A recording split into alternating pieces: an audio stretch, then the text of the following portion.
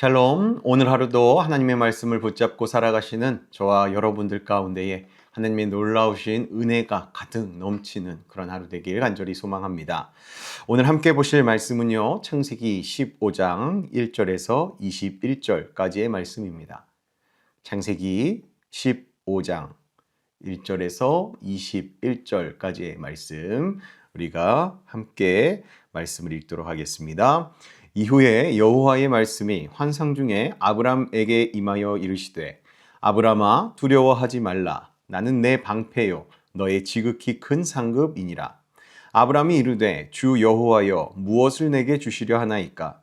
나는 자식이 없사오니 나의 상속자는 이 다메섹 사람 엘리에셀이니이다. 아브람이 또 이르되, 주께서 내게 씨를 주지 아니하셨으니 내 집에서 길린 자가 내 상속자가 될 것이니이다. 여호와의 말씀이 그에게 임하여 이르시되, 그 사람이 내 상속자가 아니라 내 몸에서 날 자가 내 상속자가 되리라 하시고, 그를 이끌고 밖으로 나가 이르시되, 하늘을 우러러 무뼈를 셀 수 있나 보라. 또 그에게 이르시되, 내 자손이 이와 같으리라.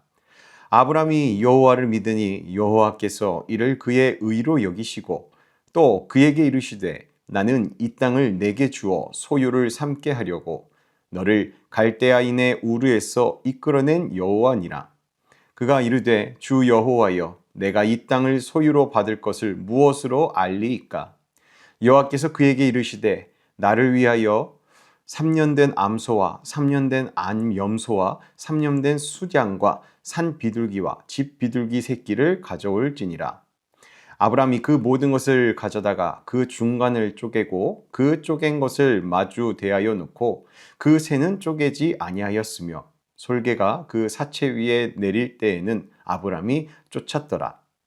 해질 때에 아브람에게 깊은 잠이 임하고 큰 흑암과 두려움이 그에게 임하였더니, 여호와께서 아브람에게 이르시되, 너는 반드시 알라. 내 자손이 이방에게 객이 되어 그들을 섬기겠고, 그들은 400년 동안 내 자손을 괴롭히리니 그들이 섬기는 나라를 내가 징벌할지며, 그 후에 내 자손이 큰 재물을 이끌고 나오리라. 너는 장수하다가 평안히 조상에게로 돌아가 장사될 것이요, 내 자손은 4대 만에 이 땅으로 돌아오리니 이는 아모리 족속의 죄악이 아직 가득 차지 아니함이니라 하시더니, 해가 져서 어두울 때에 연기나는 화로가 보이며 타는 횃불이 쪼갠 고기 사이로 지나더라. 그날에 여호와께서 아브람과 더불어 언약을 세워 이르시되, 내가 이 땅을 애굽 강에서부터 그 큰 강 유브라데까지 내 자손에게 주노니, 곧 겐 족속과 그니스 족속과 감못 족속과 헷 족속과 브리스 족속과 르바 족속과 아모리 족속과 가나안 족속과 기르가스 족속과 여부스 족속의 땅이니라 하셨더라. 아멘. 우리는 살아가면서요, 약속을 붙들고 기다려야 하는 그러한 시간을 우리가 지날 때가 있습니다. 그런데 분명히 그 시작은 있었는데, 시간이 지나도 눈에 보이지 않는 변화가 없을 때가 굉장히 많이 또 있죠. 그 사이에서 사람은요, 현실을 바라보게 되고 또 스스로 판단하고 결론을 내려버리는 그러한 마음이 생겨버립니다. 특히 아무리 기다려도 상황이 달라지지 않으면 지금 내가 붙잡고 있는 것이 맞는지 고민하게 되기도 하죠. 그렇게 우리가 보이는 결과가 없을 때 쉽게 다른 방법을 우리가 찾으려고 한다거나 또 스스로 답을 만들어 버리곤 한다라는 겁니다. 그렇게 처음과 다르게 하나씩 기준이 바뀌고 마음도 조금씩 흔들리기 시작하죠. 오늘 말씀은 그러한 시간 속에 있는 아브람의 이야기를 보여줍니다. 아브람이 그 기다림 속에서 어떤 마음을 가졌는지, 분명 하나님께서 아브람에게 하신 약속들이 있음에도 불구하고 그럼에도 눈앞의 상황은 여의치 않는 그러한 환경을 바라보니 얼마나 아브람이 또 실망을 했겠습니까? 그러나 그 순간 하나님께서 이 아브람에게 어떻게 말씀하시고 또 이 아브람을 어떻게 이끌어 가시는지, 그 내용이 오늘 본문 가운데 나타납니다. 우리가 오늘의 말씀을 통하여서 붙잡아야 할 믿음의 방향, 우리가 붙잡아야 할 그 믿음의 방향이 무엇인지 다시 생각해보는 그러한 시간이 되었으면 합니다. 오늘 본문을 보면요, 아브라함에게 하나님이 먼저 찾아오십니다. 창세기 15장 1절 말씀입니다. 이후에 여호와의 말씀이 환상 중에 아브람에게 임하여 이르시되 아브라함아 두려워하지 말라. 나는 내 방패요 너의 지극히 큰 상급이니라. 아멘. 하나님께서는 먼저 아브라함의 마음을 알고 계십니다. 겉으로는 아무 말도 없이 있지만 그 안에 있는 두려움과 고민, 그 아브라함의 마음을 하나님께서는 잘 알고 계셨죠. 그래서 하나님께서는 아브라함에게 두려워하지 말라라고 말씀하시고 내가 너의 방패야라고 아브라함에게 말씀해 주시죠. 하나님께서 아브라함을 직접 지켜 주시겠다는 약속을 하시는 겁니다. 그런데 그 말씀을 들은 아브라함은요, 솔직하게 자신의 그 심정을 하나님 앞에 아뢰기 시작합니다. 본문 2절 상반절인데요. 아브라함이 이르되 주 여호와여 무엇을 내게 주시려 하나이까? 나는 자식이 없사오니 나의 상속자는 이 다메섹 사람 엘리에셀이니이다. 라고 그렇게 아브라함이 말을 하죠. 아브라함은요, 지금 자신이 가장 답답하게 여기는 문제를 있는 그대로 하나님께 아뢰는 겁니다. 당시에는요, 자식이 없으면 집에서 길린 종을 상속자로 삼는 그러한 관습이 있었습니다. 그래서 아브라함은 자신의 상황을 현실적으로 바라보면서 자신은 자식이 없으니 재산을 상속할 자가 자신의 종 이 엘리에셀 뿐임을 하나님께 말한 겁니다. 그런데 하나님께서는요, 아브라함의 그 생각을 분명하게 막으십니다. 본문 4절 하반절인데요. 그 사람이 내 상속자가 아니라 내 몸에서 날 자가 내 상속자가 되리라. 하나님께서는 사람의 방법이 아니라 하나님의 방법으로 이루실 거다라는 그 선언을 아브라함에게 하십니다. 그리고 아브라함을요, 밖으로 데리고 나가십니다. 5절에요. 그를 이끌고 밖으로 나가 이르시되 하늘을 우러러 무뼈를 셀 수 있나 보라. 또 그에게 이르시되 내 자손이 이와 같으리라. 하나님께서 아브라함에게 밤하늘의 별을 보여주시면서 그 수를 셀 수 없듯이 이렇게 자손이 많아질 것이라고 하나님께서 아브라함에게 말씀하시는 거죠. 아직 이 약속의 결과는 아직 아무것도 없지만 하나님께서는 분명하게 아브라함에게 약속을 먼저 하십니다. 그때 아브라함은요, 그것을 계산하거나 또 자신의 생각으로 판단하지 않습니다. 6절 말씀을 한번 볼까요? 아브라함이 여호와를 믿으니 라고 합니다. 그랬더니 여호와께서 이를 그의 의로 여기시고, 아브라함은요, 먼저 하나님의 말씀, 그 약속의 말씀을 있는 그대로 믿습니다. 그리고 하나님께서는 아브라함의 그 믿음을 의로 여겨주시죠. 이것이 믿음이라는 겁니다.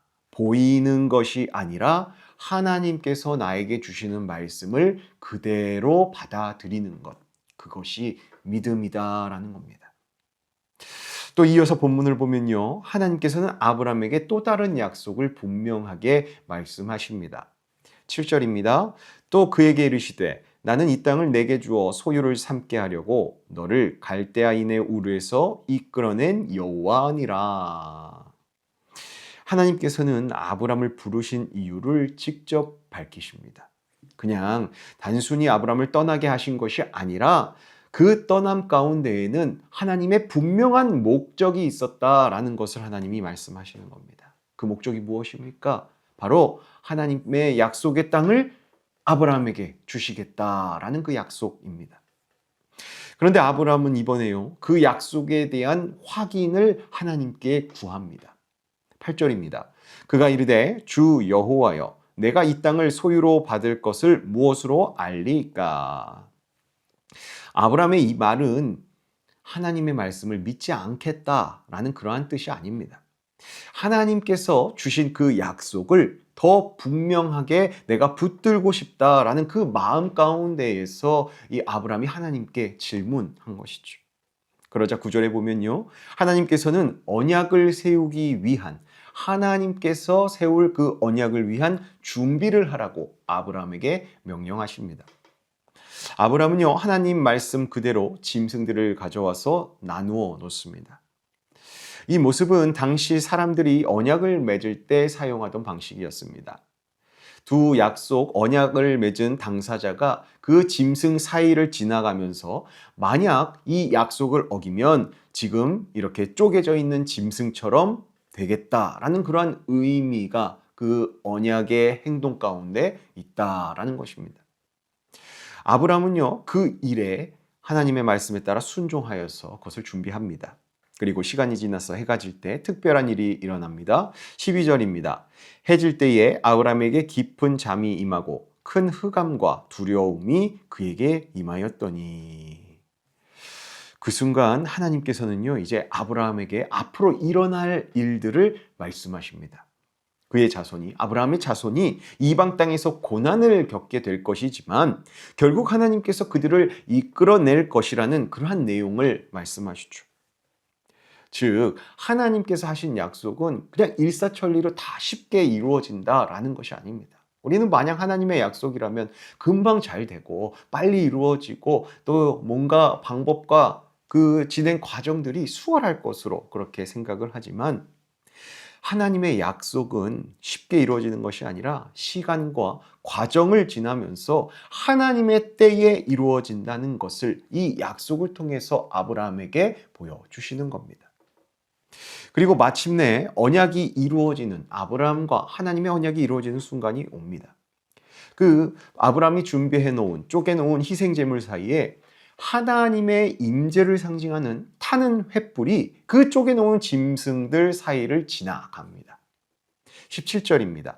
해가 져서 어두울 때에 연기 나는 화로가 보이며 타는 횃불이 쪼갠 고기 사이로 지나더라. 이 장면은 아주 중요한 의미를 담고 있습니다. 아까 말씀드렸듯이 쪼개진 짐승 사이를 지나는 행위는 그 약속을 지키지 못하는 자가 쪼개진 짐승처럼 되겠다라는 의미라고 말씀드렸습니다. 그렇다면 하나님께서 하나님을 상징하는, 하나님의 임재를 상징하는 그 횃불이 지나갔다는 건 무슨 뜻이 되는 겁니까? 즉, 하나님께서 아브라함에게 말씀하신 이 언약을 내가 반드시 이루겠다라는 그 책임을 하나님께서 친히 지셨다라는 겁니다. 아브라함은 쪼개진 짐승 사이를 지나갔습니까? 지나가지 않았죠. 하나님의 횃불만 지나갔습니다. 즉, 아브라함에게 주신 이 언약의 말씀, 이 축복의 약속은 하나님의 일방적인 언약이다라는 것이죠. 즉, 하나님께서 절대적으로 너에게 한 약속을 이룰 거야 라고 아브라함에게 증명하시는 겁니다. 그런데 앞선 13, 14절을 보면 하나님께서 아브라함에게 앞으로 일어날 일을 자세히 그렇게 알려주시는데요. 본문 13절에서 14절입니다. 여호와께서 아브라함에게 이르시되 너는 반드시 알라. 내 자손이 이방에서 객이 되어 그들을 섬기겠고 그들은 400년 동안 내 자손을 괴롭히리니 그들이 섬기는 나라를 내가 징벌할지며 그 후에 내 자손이 큰 재물을 이끌고 나오리라. 하나님께서는요, 이 아브라함에게 좋은 이야기만 하지 않으셨습니다. 앞으로 겪게 될 고난까지도 분명히 아브라함에게 이야기를 하시죠. 그런데 그 고난이 끝이 아니다라는 것도 말씀하셨습니다. 결국 하나님께서 반드시 건져내신다라고 약속을 하시죠. 또 하나님께서는요, 아브라함의 삶에 대해서도 말씀해 주십니다. 15절입니다. 너는 장수하다가 평안히 조상에게로 돌아가 장사될 것이요. 이게 무슨 말씀입니까?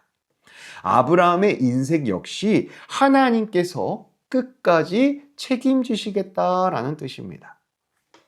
그리고 마지막으로 약속의 땅에 대해 구체적으로 하나님께서 선언하시는데요. 18절입니다.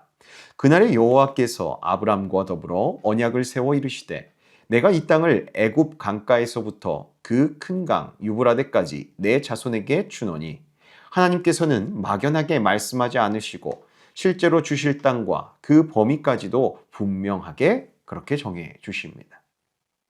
이 약속의 말씀은 분명 시간이 걸리더라도 반드시 이루어질 하나님의 계획이라는 것을 나타내는 것이죠. 우리가 이 장면을 통해 우리는 분명히 알 수 있는 것이 있습니다. 무엇을요? 하나님께서 하시는 약속은 이런저런 과정이 있을지라도 결코 그 약속은 사라지지 않는다라는 것을. 때로는 우리가 이해되지 않는 시간도 우리가 지나가야 하겠지만 하나님께서는 그 모든 시간을 포함해서 일하고 계신다라는 거죠. 그 사실을 믿으시길 축원합니다. 이제 말씀을 정리해 보겠습니다. 오늘 말씀은 아주 분명한 세 가지를 우리에게 보여주었습니다. 첫 번째, 하나님께서는 우리의 상황과 상관없이 약속하신다라는 겁니다. 아브라함에게 미래가 보이지 않는 그러한 현실 속에 있어도 하나님께서는 분명히 말씀하셨죠. 하나님의 약속은 그 상황과는 무관하다라는 겁니다. 그리고 두 번째, 그 약속은 눈에 보이는 것이 아니라 믿음으로 붙드는 것이었습니다. 아브라함이 했던 것처럼요. 아브라함은 조건을 따지지 않았고 하나님의 말씀을 그대로 믿었고 하나님께서는 그 믿음을 보시고 의로 여겨주셨죠. 그리고 마지막 세 번째, 그 약속의 성취는 하나님께서 책임지신다라는 겁니다. 짐승을 쪼개놓고 언약의 길을 하나님께서 홀로 지나가신 것은 반드시 이루시겠다는 하나님의 결단이라고 우리는 확인하였습니다. 우리의 삶도 마찬가지입니다. 지금 당장 보이지 않는다고 해서 하나님께서 일하고 계시지 않는다는 게 아니라는 겁니다. 때로는 시간이 걸리고 또 그 과정 가운데 이해가 되지 않는 시간들도 있을 수 있습니다. 그러나 그 시간도 하나님께서 이루어 가시는 과정임이 분명하다는 것이죠. 그래서 우리는 상황이 아니라 하나님의 말씀을 붙들어야 하는 것입니다. 성도 여러분, 우리의 앞길이 또 눈앞이 미래가 보이지 않아도 하나님의 약속의 말씀을 신뢰하시길 바랍니다. 그리고 흔들리는 순간에도 하나님 말씀을 놓지 않는 믿음으로 그렇게 살아가시길 바랍니다. 또 뿐만 아니라 하나님께서 시작하신 일을 반드시 이루실 것을 믿고 끝까지 그 약속의 말씀을 붙잡고 살아가시길 바랍니다. 그럴 때에 하나님께서는 여러분의 삶 가운데에 하나님의 약속을 이루시고 신실하신 하나님의 일을 분명히 우리들에게 경험토록 인도하여 주실 것입니다.